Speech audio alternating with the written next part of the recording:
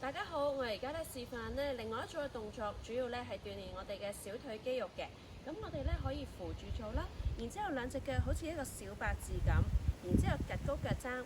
去到盡嘅時候咧，我哋個腳腕有個內翻，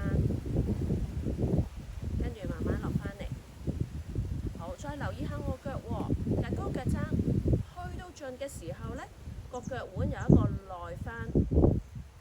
呢個時候呢，我哋呢會留意到，除咗個小腿有啲攰之外呢，我哋個腳橋位嘅位置都有啲攰。咁呢個動作呢，可以鍛鍊我哋平時嘅小腿肌肉之外呢，亦都可以鍛鍊埋另外一種嘅小腿肌肉叫 tibialis posterior。咁練得好嘅話呢，其實會令到我哋跑步嘅時候呢，嗰個腳橋同埋個腳弓嘅 support 好啲呢，就唔會咁容易個腳弓冧落嚟呢，以致我哋會有腳踭痛或者膝頭哥內側痛㗎。